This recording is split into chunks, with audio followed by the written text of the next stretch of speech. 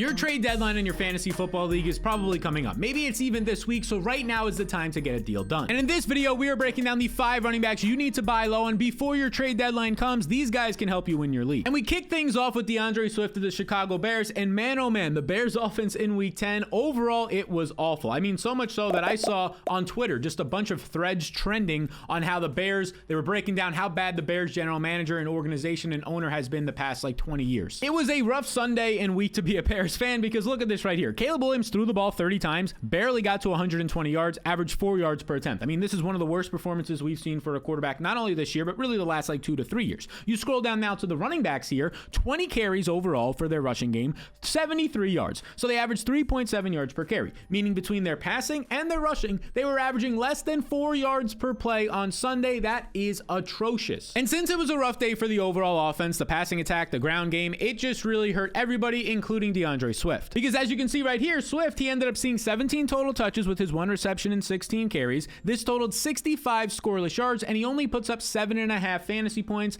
and this was obviously not great. But here's the thing. This was the first time in the past 7 weeks, since week 3, that Swift didn't hit at least 14 fantasy points or at least 80 total yards. Because if we pull up the game logs courtesy of Player Profiler here, you'll see like the beginning of the season, we remember Swift was atrocious, right? He was one of the least efficient running backs, but then everything changed in week 4, and we'll scroll to that right here. In week 4, he puts up 29.5 fantasy points, 165 total yards, and from there on out, it's just off to the races. 120 yards, 119, 129, a touchdown in all these games, a top 12 finish in all these games, and even before this bad performance in week 10, back in week 9, 82 total yards, puts up 14.2 fantasy points, should have willed the team to a victory if it wasn't for that Hail Mary by Noah Brown and the Commanders in week 9. So Swift has been great the past 2 months. This was just a stinker for the entire offense, and it affected Swift. So now, in my opinion, this has opened up a buy low window on Swift, despite his role remaining strong. 68% of the snaps, 89% of the team rush attempts, but when you just look at the backfield carries between the running backs in this game, take out the quarterback and wide receiver carries, well, you get 16 of 17 carries for DeAndre Swift, 94%. That was a season high. And Swift has now seen at least 17 touches in 6 straight games while averaging 5 yards per touch during that time. I'm not scared away from this one down performance. The vibes are overall atrocious in Chicago right now. All the talk show and all the ESPN, the first takes, all these are going to talk about how bad Chicago looks. Should they fire their owner? Should they get a new owner? Should they fire the GM, the coach, whatever it might be, the offensive coordinator? All that it just feeds into this buy low situation. It makes Swift looks like even more damaged goods, even though I just showed you the past 2 months of the season, he's been arguably a top 5 fantasy running back for his fantasy managers. And honestly, next week, it's a nice spot. Like the Packers are coming out of a bye, but at home, DeAndre Swift against Green Bay's linebackers who just leak fantasy points to running backs, not only this year, but for like the last 3 to 5 years, it seems. That's a nice spot. Minnesota's run defense has not been as good of late. I think that's fine. Same thing with the Lions. They are a stingier run defense, a top 10 one for sure, but not as scary as they were when Aiden Hutchinson was healthy. The 49ers is a beatable defense. So like, even though the schedule here against the NFC North mostly looks concerning the next 6 games, honestly, these NFC North defenses, Green Bay and even Minnesota, have been a little bit weaker, you can say, the past like 2 to 3 to 4 weeks. So Swift is a buy for me, and so is Rhamondre Stevenson. I'm going to keep banging the drum here on this channel for the Rhamondre Stevenson buy lows in fantasy when the opportunity presents itself, because I get it. He's not the sexiest running back. He's not in the sexiest offense by any means, but he is a quality player for fantasy production, and I think it's going to continue. His role is really good right now. Let's just look at it. According to Fantasy Life in week 10, 72% of the snaps, 63% of the rush attempts. You take out the wide receiver and quarterback carries, he's seeing over 70% of the rush attempts in this game, and this led to another nice performance of 21 opportunities for Rhamondre Stevenson. The guy just continues to see 20 plus opportunities a week. Again, it's not sexy, but it's working. And Antonio Gibson, somebody who used to see the big third down and long down and distances, those the past month of the season are now going to Rhamondre Stevenson more often. He played 100% of the third down, long and distances, which will lead to some check down passes, which will lead to some delayed handoffs where you get a nice running room, a couple extra carries of 7 to 10 plus yards in the game. All of that helps his fantasy production. Now, of course, in week 10, it wasn't a great game. It was a tough matchup. We kind of talked about this going in on Yahoo last week. At Chicago, one of the better run defenses, if not the best overall defense in the league. 8.7 fantasy points is all you get out of Rhamondre Stevenson. But again, 21 touches in this one, 77 scoreless yards. He had 2 touchdowns the week before. If he finds a touchdown in this game, nobody's talking about it as a down performance, but this opens up a slight buy low window on Rhamondre. Because the fact is, the guy's role has been incredible lately. Let me show you. Over the past 3 weeks of the season, since he's gotten healthier, there was before that in week 8, they had the overseas game, but he came into that one banged up, didn't practice all week, and ended up playing and doing poorly. Since then, though, since he's been healthy, look at this. 79%, 72, and 72% of the snaps. During that stretch, he's seen 75% of the snaps, 73% of the rush attempts on this team, and 20 opportunities, that's his targets and carries per game. 20 per game the last month of the season. That puts him in the realm of about only 5 or 6 other running backs in fantasy. And all of this is starting to look even better because Drake May is a legit quarterback. Drake May is actually sustaining drives, getting them into the red zone, marching down the field, leads to touchdowns like we saw in week 9, 2 touchdowns for Rhamondre Stevenson. And look, this has been happening despite 2 tough matchups against the Titans and the Bears the past 2 weeks.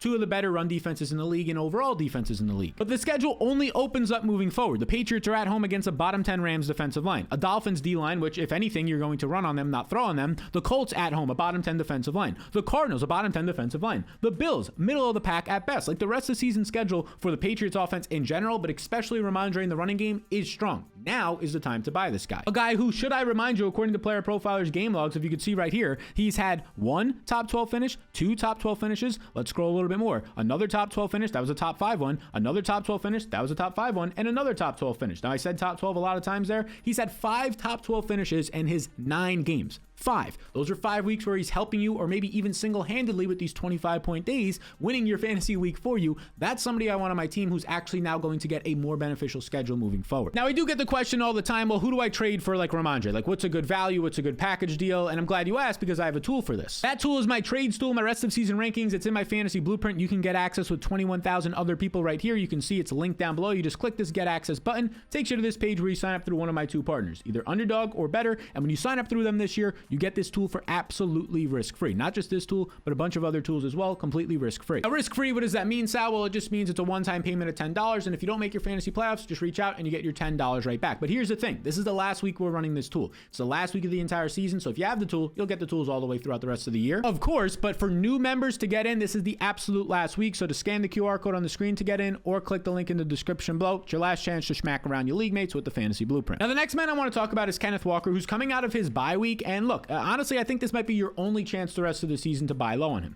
Now look, Walker, for the most part this year, he dealt with injury early on. He's coming off of a couple of down games for fantasy purposes heading into his bye. So I think the sentiment around him is like not that high right now, even though I think he's one of the best running backs in fantasy. I mean, the last time we saw him, it was a down game, but he still totaled over 100 total yards, 25 carries and 3 catches, 28 opportunities, but 13.7 fantasy points. Now that's not terrible. That's not bad by any means. But then he went into his bye week, and even in week 8, the week before that, he had a game where he had just 8.5 fantasy points. He totaled just 45 scoreless yards here on 13 total touches, so that's not great. So now it's really been a month since Kenneth Walker has produced anything significant for you, and I think that's kind of just taking off some of the recency bias, the emotional ties to him after he was having a really big stretch from like weeks 4 to 6 to 7. But the reality is his role is as strong as it's ever been. He has another week now to get fully healthy. I mean, 28 touches in a game. Few running backs have done that all season long. It pushed Zach Charbonnet to be the clear backup, who had just 4 total touches in week 9 before the bye week. And look, I can't sit here and say that Kenneth Walker is just going to be somebody that you can get for cheap. No, this is a very good fantasy running back. Anybody who follows football knows that Kenneth Walker is good and has been quality when healthy this season, but I do think it's an opportunity for you to try and target him on the manager in your league who might have him if it's a bad team. Now, what I mean by that is if the guy is like 3-7, maybe he's 4-6, 5-5, maybe you can try and send 2 quality players. Maybe they need some depth on their team for Kenneth Walker in return. Everybody wins, but you get the best player in the deal. Because let me just remind you about Kenneth Walker right now. If you were to scroll his game logs here, his game by game logs on Player Profiler, if we were to scroll here, there's only one game where he's not scoring you basically 14 fantasy points, right? One game where he's not going for about 14. And there's a bunch of games in here where he has 20 plus in these 2, a top 10 running back on the week, 30 plus, the number 2 on the week, 19, another top 10 finish. He's had 4 top 10 finishes this year and has had at least 14 fantasy points in 6 out of 7 games. He's been extremely consistent, but right now the sentiment's low and it's a nice time to buy him. And I'll also add in that very quietly he's averaging 5 targets per game this year. The cheat code for running backs is targets and red zone usage, and he has both of those. Next man up is another guy coming out of his bye week, and it's Josh Jacobs, who in week 9 was on his way to a career day until he absolutely wasn't for no reason of his own. This dude, Josh Jacobs, had 102 yards midway through the second quarter of that game, which made his 5th straight game of at least 90 yards this season. I mean, Coach Matt LaFleur was just scheming it up. It was the Josh Jacobs show in the first half of that game. It was against the Detroit Lions, and it didn't even matter if it was a somewhat tougher matchup.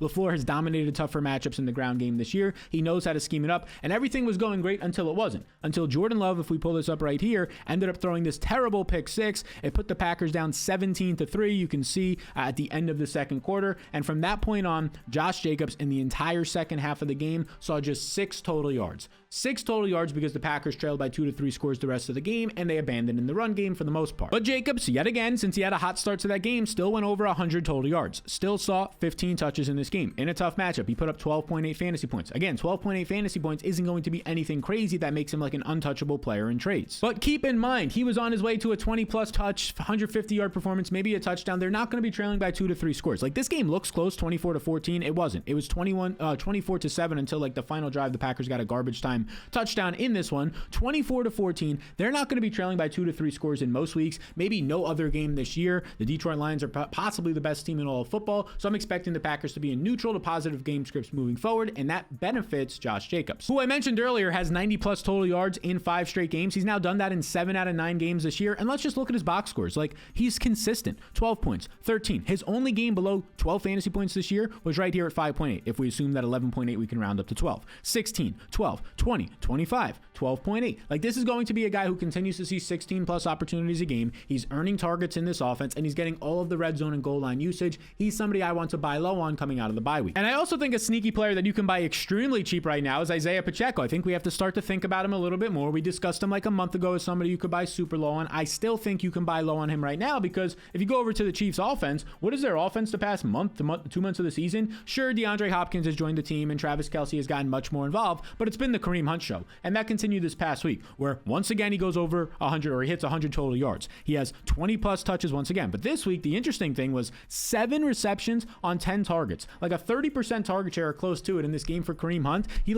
only had 2 targets in a game was like his max and until this past week, and then he had 10 insane usage. So everybody is high on Kareem Hunt the past month of the season because he's honestly been one of the most productive fantasy backs. But Isaiah Pacheco is very close to returning. And when he's back, even if it's a somewhat split backfield, I do think he'll eventually take back over this backfield. Because Hunt's been good for fantasy, but highly inefficient. And you can see right here, according to SportsMD analysis, likely to return to practice in the next 1 to 2 weeks. This was on November 10th. And this is in line with what Adam Schefter has been reporting. End of the season, maybe around Thanksgiving week is when we get week 13 or so, Isaiah Pacheco back. So this would be a play for your postseason, fantasy postseason. And odds are the team in your league that drafted Pacheco spent like a 2nd round pick, maybe a 3rd round pick on him. So they might not have the best record right now. You can probably go out and get Pacheco, who's probably in their IR spot right now, for very cheap. You can probably honestly give them fab budget. You can probably just send them Rico Dowdle at this point because they need a quality starting running back who's just getting 10 to 15 touches a game because Pacheco is doing nothing for them on probably a bad fantasy team. And I don't think Pacheco is just going to come back and do exactly what he did in week 1 where he played 80% of the snaps, saw 79% of the rush attempts, ran 71% of the routes, was like a top 5 RB usage running back in week 1. That's not going to happen. He's going to get ramped back up from this injury. This was a very serious injury. Mark Andrews had it last year and really wasn't the same the rest of the season, but I do think Pacheco is going to come back and see 50, 60, 70% of the work at some point. And if you can get him super cheap right now, you might as well stash him and see what he can do entering the fantasy postseason. Now, this next running back is a legit league winner if you can get him on your roster. But before we get there, real quick, gentleman's agreement, that time of the video. If you're finding it helpful, interesting, entertaining, whatever it might be, just hit the subscribe button. These videos take a lot of work, 6-7 hours each to make, produce, research, get up to you, edit, all of that.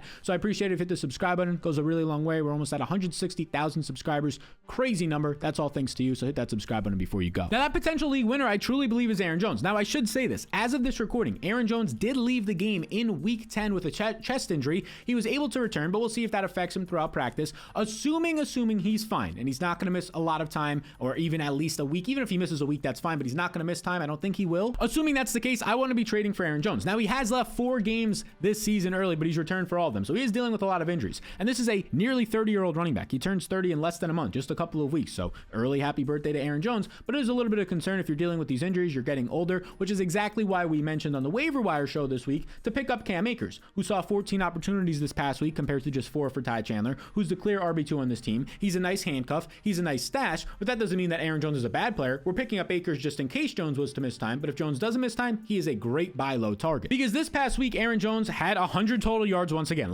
This is like the 3rd time this year he's quietly gone over 100 total yards. He had 19 touches, another great role on the road against Jacksonville, which was a fine matchup, but he only gets 12 fantasy points. 12 fantasy points because he doesn't find the end zone, which has kind of been status quo the last couple of weeks. We go over to player profiler. Let's look at his total yardage here in fantasy points. You've had, now, this was week 8 here. just 11.5 fantasy points, 26th overall amongst running backs. Week 9 was 12.2 fantasy points, 26th. And now this past week, he had 12 fantasy points again, outside the top 25 running backs in 3 straight games, despite putting up 95 yards, 82, and then 100 plus yards this past week because of this column right here, the touchdown column. He just hasn't scored a touchdown in 3 straight weeks, but he's getting great usage. He's seeing passing game usage, red zone usage. He's eventually going to score a touchdown on what is a quality offense in Minnesota, which is exactly why you should buy low on him before he scores that touchdown. He has 80 plus total yards in 4 straight games and 7 out of 9 games this year. He's been very good when out there. So assuming Aaron Jones is actually healthy and he's not missing practices and any concern for missing multiple weeks with this chest injury, he's somebody I want to buy low on right now if people are concerned that he continues to leave games and they're getting frustrated with him. And the next guy we got to talk about here is Jaylen Warren, because we talked about him in the waiver video, but assuming he's not on your waiver wire, he was available in like 50% of leagues. I still think he's somebody you should go out there and try and send the trade for, because as of this recording,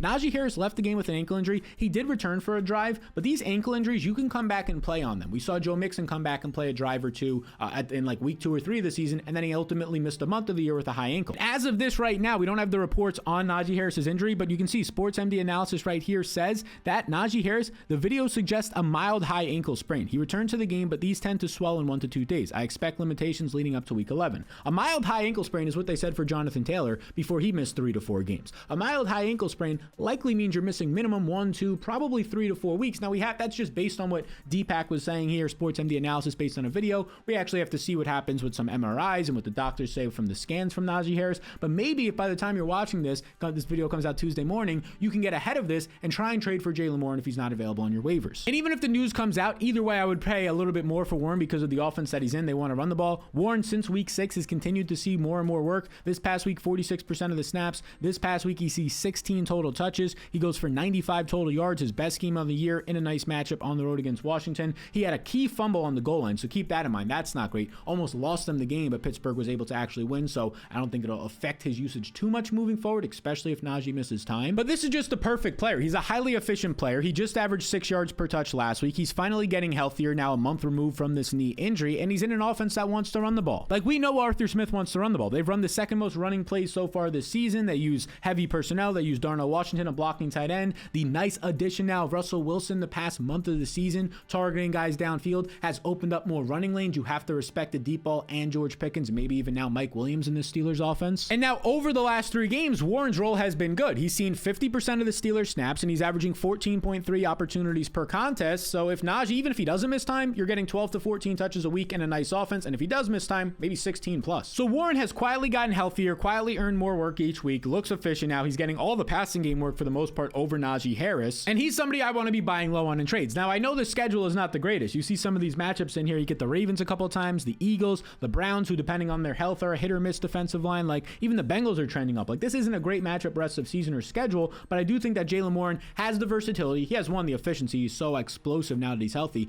and he has the versatility in the passing game to kind of overcome any matchup. So these have been the running backs you should be trading for before your trade deadline and before week 11 starts. Now, if you want to see the players you should be adding, if waivers haven't cleared or maybe some of these guys are still available, you can check out the must-add waiver wire video we put out earlier in the week right there, and later in the week we'll have the wide receiver ads that'll pop up right here as well. So appreciate you tuning in. Hit the subscribe button before you go. Best of luck this week, and I'll see you all in the next one.